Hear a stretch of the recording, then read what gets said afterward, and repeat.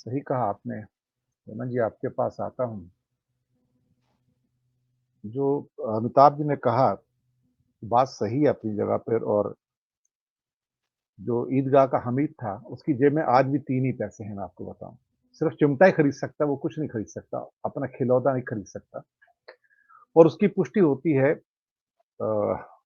एक तो अभी जो इनइक्वालिटी की जो लिस्ट आई है अभी, नया लेटेस्ट जो 2 रिपोर्ट्स आई हैं, जहाँ 1% लोगों के पास 40% दौलत है हिंदुस्तान की, which is absurd and vulgar by any standards. और ये सभी कह रहे हैं, हम ही नहीं, दुनिया कह रही है कि इतनी ज़्यादा इनइक्वालिटी कहीं पर नहीं है। और आज ही इकोनॉमिक टाइम्स के एक मेजर हेडलाइन्स हैं, हुरून्स की the richest of the rich की लिस्ट आई है। भारत में पिछले 1 साल में 278 लोग बढ़ गए रिच लोगों की श्रेणी में, अब कुछ 1329 लोग हो गए हैं।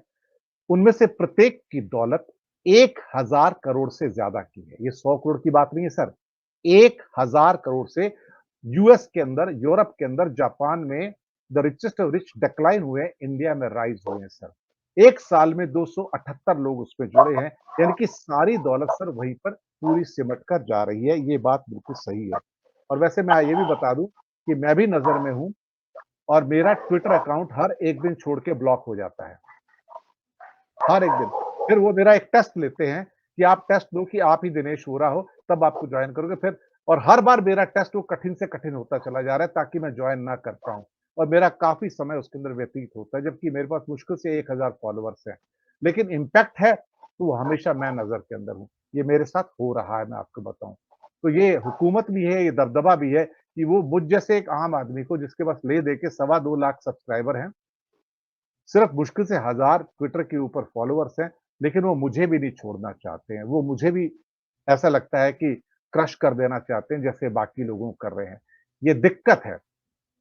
आज उनकी हालत ये है कि वो जुगनू से डरते हैं कि जुगनू की लाइट कहां से आ गई, इस जुगनू को कैसे एलिमिनेट किया जाए। बाकी तो दावानल की तो बात छोड़ दीजिए। तो हे हेमंत कुमार जी, स्थितियां खराब ही हैं और दिन प्रतिदिन और खराब होती जा रही हैं। मैं आपकी टिप्पणी लेना चाहूंगा। दिनेश जी धन्यवाद। पहले असमानता की रिपोर्ट आई, उसके बाद रिचेस्ट ऑफ रिचेस्ट की रिपोर्ट आई। तो ये तो साबित हो गया कि आपने इस देश में धनिकों की संख्या बढ़ाई है, गरीबी आपने कम नहीं की है। और एक तस्वीर बार बार याद आती है इनके राजकाज के दौर की, कि अंबानी जी का हाथ इनके पीठ पर पड़ा हुआ है।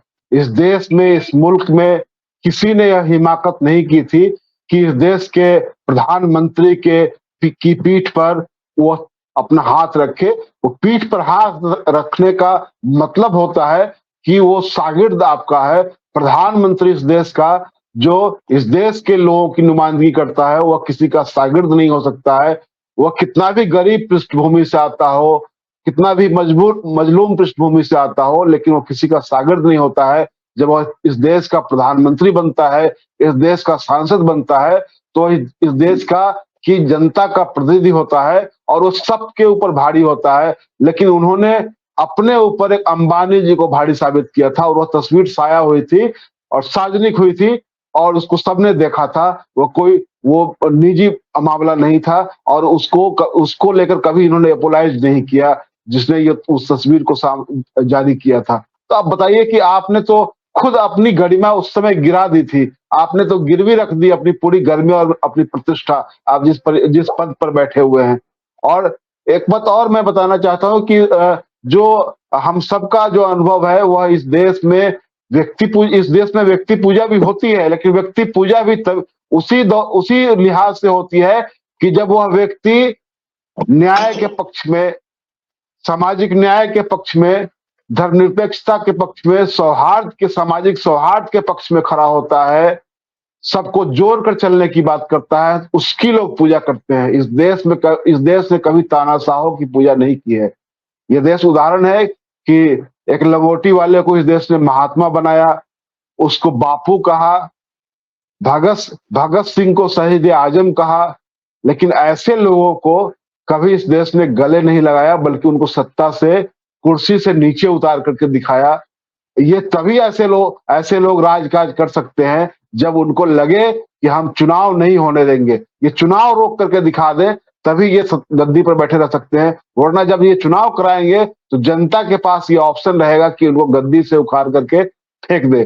तो तानाशाही इस देश का ये सेंट्रल थीम नहीं रहा है। हमेशा तानाशाही के खिलाफ इस देश की जनता उतरती रही है सड़कों पर और तानाशाहों को गद्दी से उतारती रही है। उदाहरण है, इमरजेंसी का उदाहरण है, इंदिरा गांधी उदाहरण है, और उनको इस देश की जनता ने सबक सिखाया। इस देश की जनता कभी इंडिया इज इंदिरा और नरेंद्र मोदी विष्णु के अवतार हैं, नरेंद्र मोदी जी विश्व गुरु हैं, ये इस देश की जनता का मिजाज नहीं है। वह ऐसे ऐसे लोगों की पूजा नहीं करती है। आप भले ही आप अपने पक्ष में जितना माहौल बना लें, जितना कुछ कर लें, लेकिन जनता इन चीजों को कबूल नहीं करती है। जनता जननायकों को कबूल करती है, कर्पूरी ठाकुर को कबूल करती है। लालू यादव में तमाम बुराइयों के बावजूद उनको सामाजिक न्याय के पुरोधा के रूप में कबूल करती है। तो यह इस देश का मिजाज है। यह देश कभी तानाशाहों के पक्ष में खड़ा नहीं होता है। तो ये जो कुछ भी ये कर रहे हैं, आज कंगना रनौत को लेकर के इतना बवाल मचा हुआ है।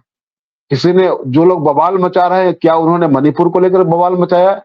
क्या उन्होंने बीएचयू को लेकर बवाल मचाया, जहां की भाजपा के आईटी सेल के लोगों ने बीएचयू आईआईटी की एक छात्रा के साथ गैंगरेप किया? क्या ये हाथरस की उस लड़की के लोग लेकर के बवाल मचाते हैं? उस लड़की को लेकर के बवाल मचाते हैं? क्या वो जो लद्दाख में बैठे हुए हैं, लगातार वो 0 डिग्री पर वहां पर अनशन कर रहे हैं, उनके लिए कभी बवाल मचाते हैं? कभी आवाज नहीं उठाते हैं आप? जम्मू कश्मीर में चुनाव नहीं हो रहा है, 7 साल हो गए, वहां आपने चुनाव नहीं कराया है, क्या उनके पक्ष में आप कुछ कर रहे हैं? तो सवाल उठता है कि इस देश में निश्चित रूप से मैं आशान्वित हूं कि यह देश कभी ऐसे तानाशाहों के लिए खड़ा नहीं होता है।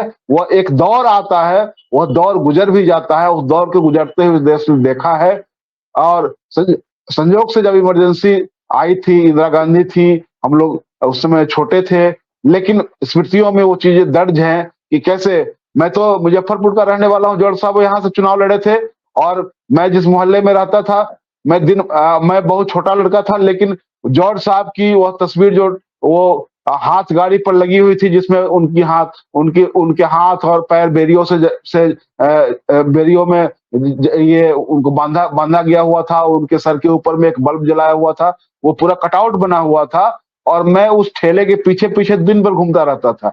मुझे कुछ नहीं पता था ये क्या हो रहा है, लेकिन मेरे बाल मन को लगता था कि ये लगता है कि कुछ गड़बड़ हो रहा है। मेरा जो बाल मस्तिष्क था, उसमें ये दर्ज हो गई थी कि ये लगता है कि किसी इस व्यक्ति के साथ, न तो मैं जॉर्ज साहब को जानता था, लेकिन मैं कभी भी पीछे मुड़कर देखता हूँ तो मुझे लगता है कि उस समय जो कुछ हो रहा था वो अन्याय था, और एक व्यक्ति को कैसे, जो इस देश में तानाशाही के खिलाफ, इमरजेंसी के खिलाफ आवाज उठा रहा था, उसको उठा करके सलाखों में डाल दिया गया हुआ था।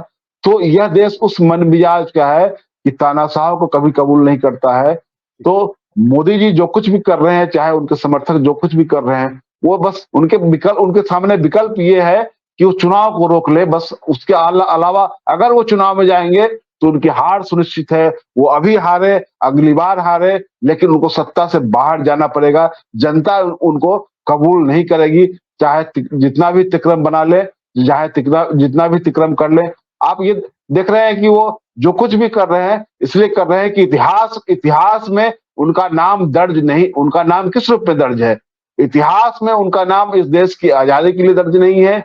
इतिहास में उनका नाम इस देश को आगे ले जाने के लिए दर्ज नहीं है। इतिहास में उनका नाम इस देश की आजादी के साथ गद्दारी करने के लिए दर्ज है। इस देश को पीछे ले जाने वाली शक्तियों के रूप में दर्ज है। इसीलिए मैं समझता हूं कि इस देश की जनता कभी-कभी पूरे दुनिया में कभी-कभी ऐसा दौर आता है जबकि प्रतिगामी ताकतें सत्ता पर होती हैं, और वो जनता को गुमराह करके खुद को विश्वगुरु और खुद को सबका नायक साबित करने की कोशिश करती है। लेकिन जनता इसको कभी भूलती नहीं है। जनता उनको गद्दी से उतार करके ही दम लेती है। जी।